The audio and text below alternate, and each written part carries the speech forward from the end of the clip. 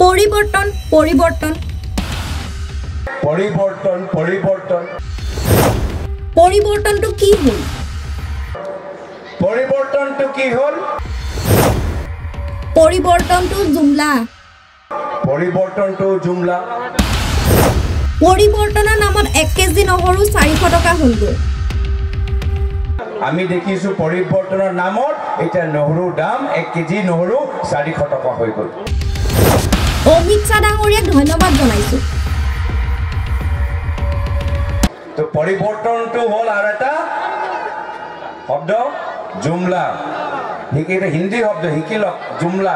তো অমিত শ্বাহে আমাক শিকাইছে। আমি অমিত শ্বাহ ডাঙৰীয়াক ধন্যবাদ জ্ঞাপন কৰিছোঁ। তেওঁ অকল মিছলীয়া ৰাজনীতিক এটা শব্দত কেনেকৈ বুজাব পাৰোঁ?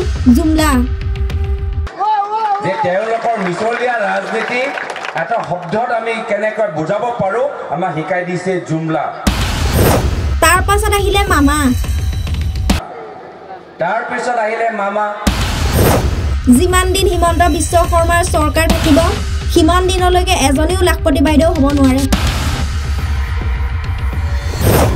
লাখপতি বাইদেউ এজনীয়ে হ'ব। তেওঁ দিছপুৰত থাকে। বাক্সাৰ বৰাপাতা নিৰ্বাচনী প্ৰচাৰ চলাই আওপকীয়াকৈ মুখ্যমন্ত্ৰী পত্নীক সমালোচনা গৌৰৱ গগৈ। সৰ্বানন্দ সোণোৱাল ডাঙৰীয়া ক'লে পৰিৱৰ্তন পৰিৱৰ্তন পৰিৱৰ্তনটো কি হ'ল? পৰিৱৰ্তনটো জুমলা। আমি দেখিছোঁ পৰিৱৰ্তনৰ নামত এতিয়া নহৰুৰ দাম 1 কেজি নহৰু 400 টকা হৈ গ'ল। চাউলৰ দাম 50 টকা হৈ গ'ল। মিঠাতেলৰ দাম 200 টকা হৈ গ'ল। দালি আমি ক'ৰবাত দোকানত যাওঁতে 200 টকা আমাক দালি আমি কিনিবলগীয়া হৈছে। নিমখৰ দাম 20 টকা হৈ গৈছে। কাৰেণ্টৰ বিল আগতে কংগ্ৰেছৰ দিনত 200 আছিলে, এতিয়া 800 টকা হৈ গ'ল। সেয়া হৈছে পৰিৱৰ্তন। তো পৰিৱৰ্তনটো হ'ল আৰু এটা শব্দ জুমলা। হিন্দী শব্দ শিকি লওক জুমলা। তো অমিত শ্বাহে আমাক শিকাইছে। আমি অমিত শ্বাহ ডাঙৰীয়াক ধন্যবাদ জ্ঞাপন কৰিছোঁ। যে তেওঁলোকৰ মিছলীয়া ৰাজনীতি এটা শব্দত আমি কেনেকৈ বুজাব পাৰোঁ আমাক শিকাই দিছে জুমলা। তাৰপিছত আহিলে মামা।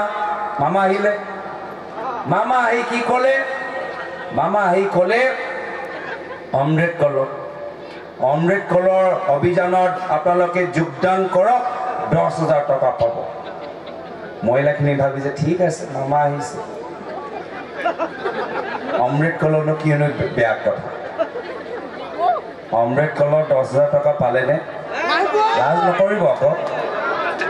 নাই পোৱা। এইটো হ'ল জুমলা নম্বৰ 3। কিন্তু মামাই এৰি দিয়া নাই। মামা আকৌ নতুন জুমলা আনিলে। কি ক'লে? অলপ গছপুলি ৰুই দিয়ক বাইদেউ, গছপুলি। আমাৰ অসমৰ মহিলাখিনি ঠিক আছে বাবা, মামাই কৈছে। মামাই নাচে। মামা আমাৰ লগত আহি নাচে। গছপুলি ৰুই দিওঁ। তাৰপিছত গছপুলি 10,000 টকা পালে নেকি? কি কয়? আপোনাৰ পুৰুষে নক'ব, মহিলাৰ লগত আলোচনা কৰিছোঁ। আপোনালোকে অসন্তুষ্ট মই জানো। মহিলাৰ লগত আলোচনা কৰি আছোঁ। পাইছে নেকি? নাই পোৱা। এইটো হ'ল জুমলা নম্বৰ 4, কিন্তু মামাৰ জুমলা নম্বৰ 2। তাৰপিছত মামা আকৌ ইলেকশ্যন আহি আছে, কাষ চাপি আছে। মামাই ভাবিছে কি নতুন জুমলা ওলাওঁ। অমৃত কলহ হৈ গ'ল, গছপুলি বৃক্ষৰোপণ হৈ গ'ল, নতুন জুমলা ওলালে। কি জুমলা? লাখপতি বাইদেউ। আমাৰ মহিলাখিনি 4 মাহৰ পৰা ফৰ্ম চহী কৰি গৈ আছে, কেতিয়াবা 2 ঘণ্টা বহাই বিজেপিয়ে, কেতিয়াবা 3 ঘণ্টা বহায়, কেতিয়াবা 4 ঘণ্টা বহায়। প্ৰত্যেকবাৰ ঘৰলৈ যেতিয়া উভতি যায় ঘৰৰ মানুহজনে সোধে লাখপতি বাইদেউ হ'লানে? মহিলাখিনিয়ে কয় নাই 200 টকা দিছে মোক। ক'ৰবাত 50 টকা দিছে। 4 ঘণ্টা আপোনালোকে সময় নষ্ট কৰি আহি ঘৰত 50 টকা লৈ আনিছে। এয়া হৈছে মামাৰ জুমলা নম্বৰ 3। এতিয়া এইটোও জুমলা শেষ হৈ গ'ল। এইটোও জুমলা হৈ গ'ল, কিন্তু মামা জুমলাৰ পৰাই বাদ দিয়া নাই। মামা আকৌ অলপ দিন আগত নতুন জুমলা আনিলে। কি জুমলা আনিলে? মিছলীয়া ফৰ্ম। ভুৱা ফৰ্মবোৰ বিতৰণ কৰিবলৈ আৰম্ভ কৰিলে, যি ফৰ্মৰ কোনো মূল্য নাই।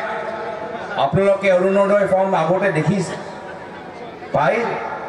পোৱা নাই মই জানো, কিন্তু চহীটো কৰিছে। অৰুণোদয় ফৰ্ম তাত চৰকাৰৰ মোহৰ থাকে। বাস্তৱ চৰকাৰী অৰুণোদয় ফৰ্মৰ ওপৰত চৰকাৰৰ মোহৰ এটা থাকে, অশোক স্তম্ভৰ মোহৰটো থাকে। এইখিনি দিন যে বিজেপিয়ে মিছলীয়া ফৰ্মবোৰ বিতৰণ কৰিছে, এইটো চৰকাৰী ফৰ্ম নহয়, ভুৱা ফৰ্ম। সেই ফৰ্মবোৰ ল'ৰা ছোৱালীক দিব, ল'ৰা ছোৱালী পেপাৰ প্লেন বনাই উৰাব, তাতকৈ আৰু একো কাম নাই। সেই ফৰ্মৰ পেপাৰ প্লেন বনোৱা বাহিৰে সেই ফৰ্মৰ আৰু একো কাম নাই। গৰমত অলপ পাংখা বনাই অলপ ফেন কৰিব, তাৰ বাহিৰে সেই ফৰ্ম কাগজৰ আৰু একো কাম নাই।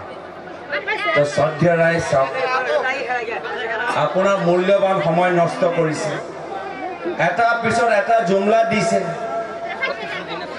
এটাও ভোট আপোনালোকে বিজেপিৰ লগত সতীৰ্থ হৈ থকা UPPL বা BPF দলক দি ব্যৰ্থ নকৰিব, এটাও ভোট তেওঁলোকক দি ব্যৰ্থ নকৰিব। আজি এই বিজেপি চৰকাৰৰ UPPL চৰকাৰৰ অহংকাৰ বাবে তেওঁলোকক এটা শিক্ষা দিয়া সময় আহিল, এটা শিক্ষা দিয়া সময় আহিল। আপোনালোকৰ ঘৰৰ প্ৰত্যেক সদস্যৰ প্ৰতি এখন চৰকাৰে অন্যায় কৰি আছে আৰু UPPL মনে মনে বহি আছে। গাঁৱৰ ভিতৰত এখন চৰকাৰে চৰকাৰী স্কুল বন্ধ কৰিছে, মদৰ দোকান খুলি দিছে, বয়োজ্যেষ্ঠসকলৰ দৰৱৰ দাম বৃদ্ধি কৰিছে। মই আপোনালোকক কৈছো, এইবাৰ কংগ্ৰেছ আমি ৰাইজে বুজি পাইছে যে কোকৰাঝাৰৰ ভিতৰত বিজেপি যেতিয়া অত্যাচাৰ কৰে সাধাৰণ মানুহৰ ওপৰত, তেতিয়া BPF দল আৰু UPPL দল নিমাত হৈ থাকে। আৰু সেইকাৰণে এইবাৰ কোকৰাঝাৰ লোকসভা সমষ্টিৰ ভিতৰত ৰাইজে এজন স্বাস্থ্য বীমাৰ দৰে, ইঞ্চুৰেঞ্চৰ পলিচিৰ দৰে এইবাৰ কংগ্ৰেছক সমৰ্থন জনাই নিজকে সুৰক্ষিত কৰি ৰাখিবলৈ বিচাৰে। নিজৰ ভোটৰ অধিকাৰ, সংবিধানৰ ভিতৰত যিমানবোৰ অধিকাৰ উল্লেখিত আছে, সেই অধিকাৰবোৰ সুৰক্ষিত কৰি ৰাখিবলৈ বাবে আজি কংগ্ৰেছ দলৰ প্ৰাৰ্থীক ইঞ্চুৰেঞ্চ পলিচি হিচাপে, গাৰ্ড হিচাপে আজি তেওঁলোকে বাচিবলৈ এটা সিদ্ধান্ত লৈছে। এনেকুৱা এটা পৰিৱেশ আমি ইয়াত দেখা পাইছোঁ। চাওক, এতিয়া তেওঁলোকে যিমান ডাঙৰ ডাঙৰ কথাবোৰ কৈ আছে, পিছতকৈ তেওঁলোকেহে লাজ পাব। আগতে যোৰহাটত 3 লাখ কথা কৈছিল, 3 লাখ এটা কথাবোৰ ওলায় নেকি? নোলায়। এইখিনি এই আসনৰ কথা বিজেপিয়ে পাতি থাকক, পিছত গৈ যেতিয়া মুখ ঠেকাচা পাব তেতিয়া তেওঁ স্পষ্টীকৰণ তেওঁলোকে দিয়ে। মোৰ আটাইতকৈ প্ৰিয় জুমলা হৈছে লখপতি বাইদেউ জুমলা। কেলেকে যেতিয়ালৈকে হিমন্ত বিশ্ব শৰ্মা ডাঙৰীয়া অসমৰ মুখ্যমন্ত্ৰী হৈ থাকে, এগৰাকীহে বাইদেউ লখপতি হ'ব পাৰে। সেইগৰাকী বাইদেউ বৰ্তমান দিছপুৰত থাকে, এই গাঁৱত নাথাকে। কিন্তু কংগ্ৰেছৰ যেতিয়া আমাৰ চৰকাৰ আহিলে বাস্তৱভাৱে অসমৰ মহিলাবোৰে লখপতি বাইদেউ হ'ব, এইখিনি কথা স্পষ্ট। প্ৰথম দুটা পৰ্যায়ত বিজেপিয়ে 100খন আসন পাব বুলি কৈছে, আপোনালোকে কি ভাবে? মই সেইটোৱে কৈছোঁ, তেওঁলোকে এইখিনি কথা কৈ থাকক না। আগতে 3 লাখ কথা কৈ এতিয়া লাহে লাহে তেওঁলোকৰ মুখখন বন্ধ হৈ গৈছে। এতিয়া তেওঁলোকে আসনৰ কথা পাতি থাকক, পিছত গৈ যেতিয়া মুখ ঠেকেচা খাব আপোনালোকে পিছত স্পষ্টীকৰণ তেওঁৰ পৰা ল'ব। মই সন্তুষ্ট, মই প্ৰথম পৰ্যায় নিৰ্বাচনলৈ সন্তুষ্ট, মই দ্বিতীয় পৰ্যায় নিৰ্বাচনলৈ সন্তুষ্ট, তৃতীয় পৰ্যায়ত যিদৰে ৰাইজে ওলাই আহিছে মই জনসমৰ্থন লৈ সন্তুষ্ট। ধুবুৰীতো চিল হৈ গ'ল আৰু চব ভাল মই কৈছোঁ। News desk, A News 24/7।